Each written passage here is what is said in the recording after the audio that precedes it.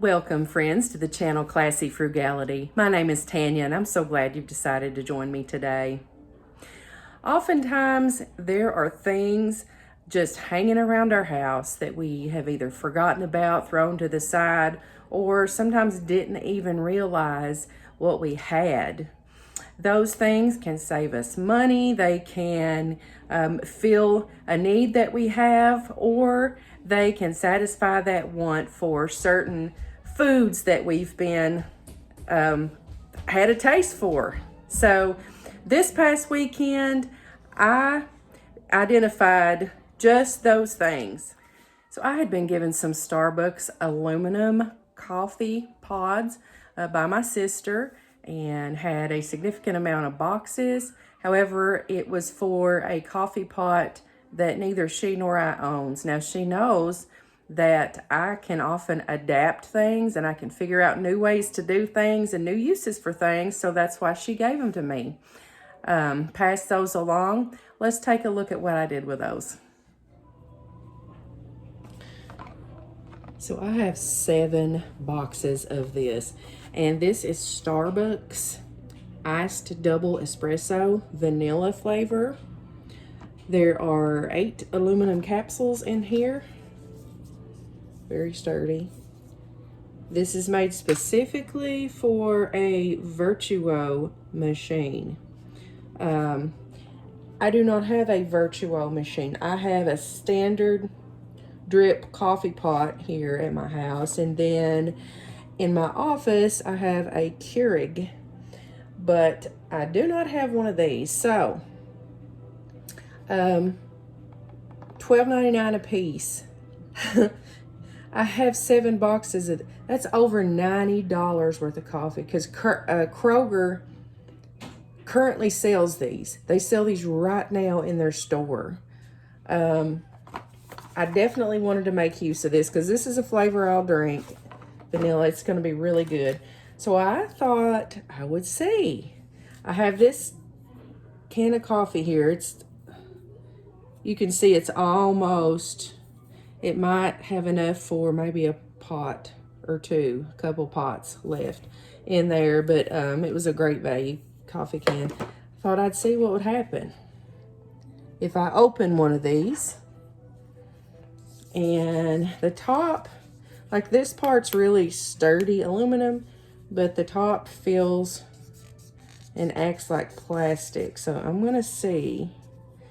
It almost acts like there's some pressure behind it, so I'm gonna be very careful with this knife, because if I can get this out of here, I'm gonna transfer it all into this can.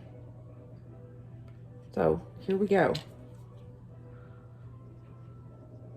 And I'm trying to do this very slowly. But, ooh, there. That wasn't too bad.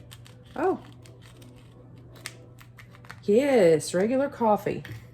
I've done this before with those little pods that they're like flat paper. Sorry, my hand's in the way, you can't see. They're like the flat paper pods you get at like hotels and stuff. I've done that before with those, opened them up, but I'd never tried these before. Look at that. Oh, it smells really good too when I open it up, but it's just a finely ground coffee. So I'm just gonna put them all in here, and I have, like I said, 2 different coffee machines. I can take some of this to work, be able to enjoy that at work, or I can brew some here. And it says, oh good, it poured out easily. It didn't cake or anything. Look at that. You could probably recycle these little things. I wonder what you could use these for. I bet there's some use. I wonder if you could put them together. I don't know. They almost look like little work hard hats for like a Barbie doll. Anyway, I won't go down that rabbit hole. I don't know that I'm going to save these. I'm just saying. Because, you know, sometimes even when being frugal and trying to think of all the possible uses of things, sometimes it's possible to go overboard when you're trying to save everything, and you can end up with just too much stuff. So anyway, I'm just going to keep on opening these up and emptying into this other coffee container until I get it full. And then I might either do the rest of them and put it into some jars, or I might wait a while. It just depends on how long it takes. But I was so tickled to get this from her. And wow, I'm just gonna say, I would not pay $12.99 a box in the store for this. That's just something I would not do. I think this was $5.98 or something. I mean, it's just standard regular coffee. It's not flavored or anything, but yeah, this is the kind of thing that I usually go with. So tickled to death to get this. It just goes to show the frugal things that you can do if you just try to think creatively. How can I use this? You know, how can I keep this from going to waste? This is going to be really good. Well, this filled up a coffee can and a jar, like one of my empty Classico jars. So I just cut a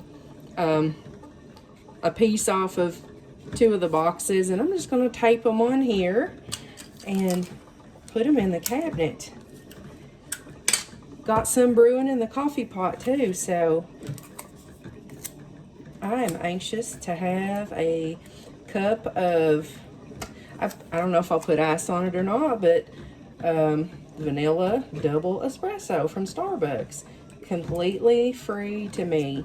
So even though I didn't have one of those Virtuo machines, I knew that where there's a will, there's a way.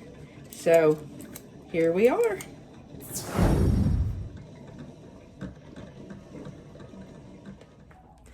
Next, I had been wanting some buffalo chicken dip. I must have seen it on a commercial or scrolling through social media or something, because I've been thinking about it. Now, I looked in the refrigerator and the cupboards. I didn't see any of the key ingredients. I know most people make theirs using cream cheese. I don't have any cream cheese. So I thought that I would get creative and see what other types of ingredients I would have to make buffalo chicken dip before I run out and spend money buying it. So these are the ingredients I decided to use in my buffalo chicken dip. These 2 are pretty standard, the hot sauce and chicken, but instead of cream cheese, since I don't have it, I decided to try mayonnaise. So that's what we're going to do. I have these 2 items from Dollar Tree, the 4.5 ounce can of Crider white chicken and water, and then this is really good, the Louisiana Supreme hot sauce. I'm just going to wing it, and we're going to make some buffalo chicken dip.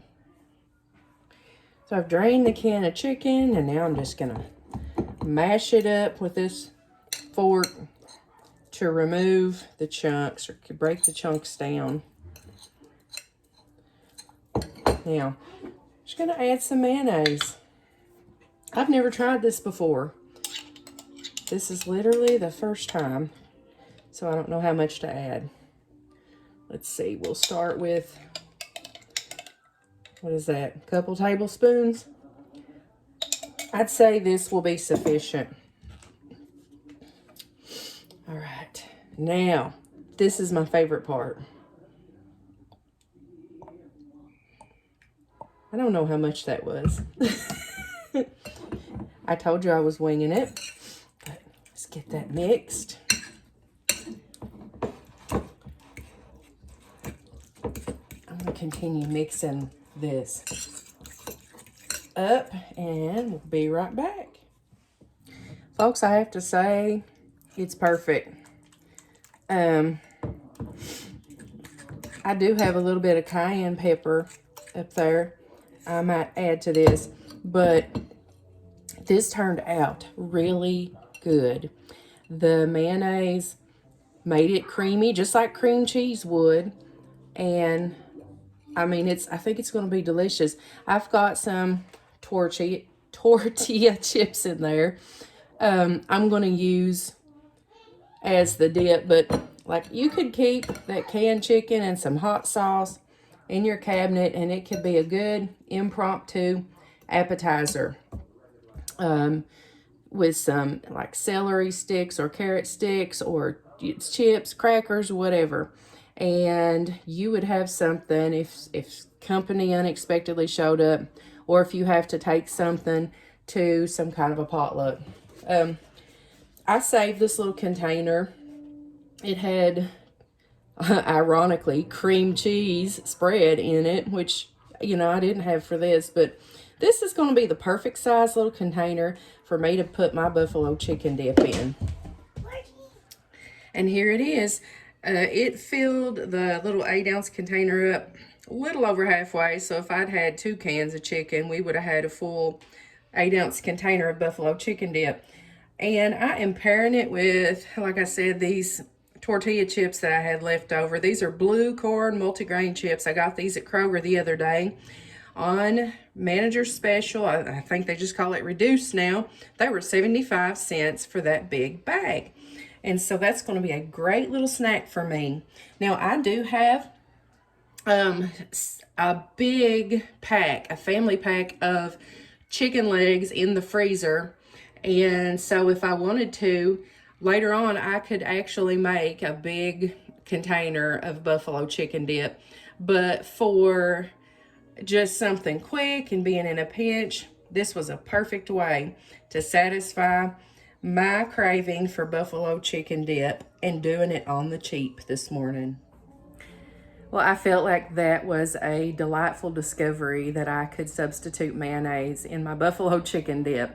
I've used mayonnaise for so many things, including a substitute for eggs, and also a way to make some really good rolls. So I'll definitely be doing this again with the buffalo chicken dip. So what better way and what healthier way to have fresh vegetables than to grow them in your own garden? Now, if you all watch the channel, if you're regular viewers, you know that I didn't have a big garden this year. We had all kinds of stuff going on at the first part of the year. I was really busy with work. Prentice had a hip replacement surgery. We were not able to till and prepare the soil and have a big garden like we've had before. So I literally only have 3 things in my garden. I have a few potato plants, I have 4 pepper plants, and I have 4 tomato plants. Now, something got a couple of the tomato plants. Something ate down part of the pepper plant, and there's a teeny tiny one growing in its place about like that, so I'm gonna watch it. You know, it's been really hot, and so despite all these challenges, I've still been able to get some produce out of the garden, which saves money and is very healthy. I don't know if y'all have heard, I'm sure you definitely have by this point. There is something going around called, what's it called? Cyclosporiasis. I hope I'm saying that correctly. It comes from the cyclospora bacteria. It's making people really ill. And so that's definitely another thing that I've been trying to avoid. I haven't purchased any fresh produce in the grocery store in a couple of weeks. So I was glad to see that some of my items are coming in the garden. Even if it's a small yield, I'm grateful for it. Take a look. These are Roma tomatoes and some green peppers that came from my garden. I don't know if you recall or not, but I paid $1 for 8 plants. And that dollar included 4 green pepper plants and 4 Roma tomato plants. It was end of season at the greenhouse at the facility that I work at, and so I was tickled to get such a good deal on this. So I have some sliced up for us to eat. Let's hope these are delicious. Well, those definitely are so flavorful and so fresh. Next, if it's lunchtime and you don't know what to do for lunch, look no further than your leftovers.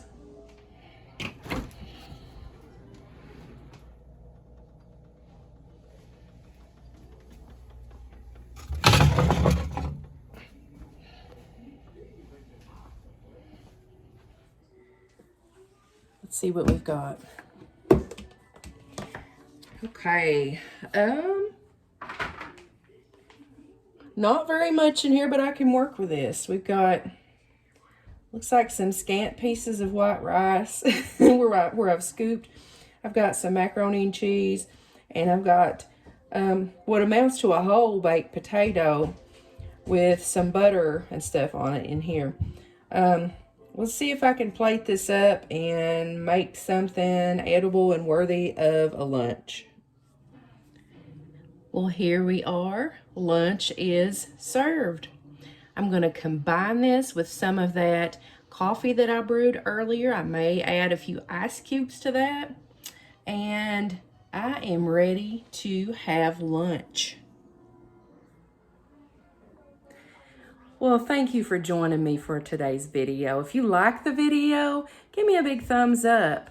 And if you're not a subscriber to the Classy Frugality family, hit that subscribe button. I hope this video gave you plenty of your own ideas and your own inspirations that you can find whatever you need already in the home. Don't go out and waste that money and blow your budget. Until I see you again, I hope you have a blessed day.